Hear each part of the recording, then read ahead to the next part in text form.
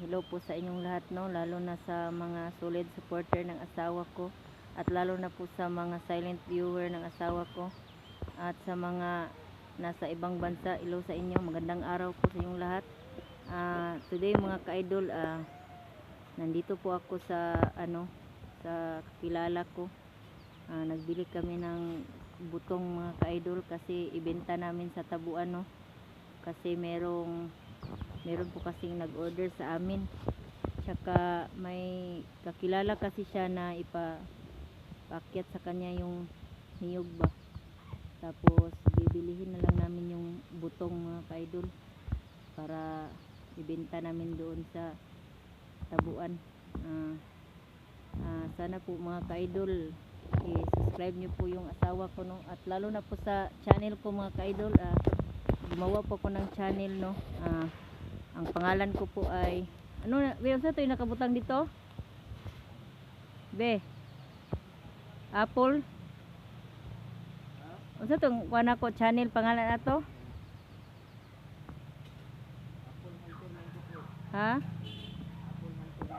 Apple Hunter 94 po. Yun po ang channel ko mga ka-idol, no. Sana masubaybayan nyo po. Hindi po ako nag-vlog sa sa gubat, no. Dito lang po ako mag-vlog sa sa mga lugar na hindi masyadong delikado, no, kasi may anak akong inaalagaan na meron din akong mga anak na nag-school mga ka-idol, no. Pinahinto ko muna yung asawa ko sa pag-vlog kasi nag-focus muna kami sa hanap buhay namin para magsimula ulit kami mga ka-idol. Ngayon mga ka-idol, nandito po kami, makyat po siya, no, yung asawa ko si Ghost Jailord 06. Sana po mga ka-idol i-subscribe niyo po siya. Maraming salamat po pala sa sa tumulong sa amin. Ma'am, sana po biglan po kayo ng maraming blessing at lalo na po sa mga solid supporter ng asawa ko. Maraming salamat po sa inyo, no. Nandyan po siya mga ka-idol, no. Umakyat siya sa niyog. Masyadong mataas po. Hindi masyadong masyadong mataas po. Sana po i-subscribe niyo po siya mga ka-idol, no. So ngayon mga ka-idol, hindi po siya nag-vlog muna, no, kasi nag-focus muna kami sa hanap buhay namin kasi wala pa kaming wala masyadong trabaho siya ba, kaya nag-iipon po kasi kami mga ka-idol kasi sa darating na November magpapakasal po daw kami mga ka-idol, no. Kaya mag-ipon kami muna kasi may schedule kasi na libre. Hawa sa lang maigo ka. May schedule kasi nga libre daw ang yung papel lang yung namin gawain, yung mga papel na kung yung mga requirements, no, para makasal, no mga ka-idol. Kailangan po kasi namin magpakasal kasi yung anak naming dalaga na siya, mag high school na po, ay gagamitin po kasi yung marriage contract, no, pag nasa college na sila, kaya kailangan na po mga ka-idol, no.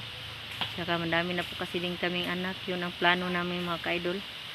Saka nag-iipon din po kami sa birthday ng anak ko, pang binyag niya mga ka-idol, sabay ko po kahit papano makabili lang kami ng kaya ako nagsisikap ngayon.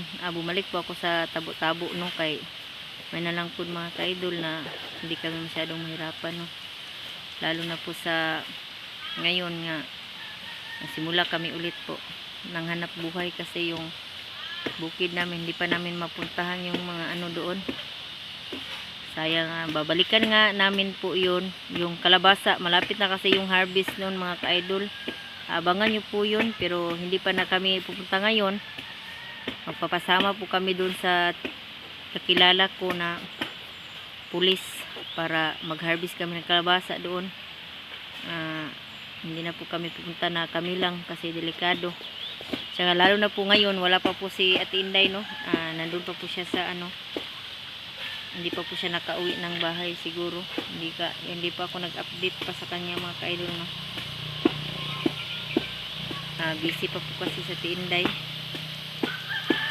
So mga ka-idol, dito kami ngayon. Nag-hanap buhay kami ng panibago para hindi kami mahirapan. Ko yung asawa ko nag-akyat ng niyog.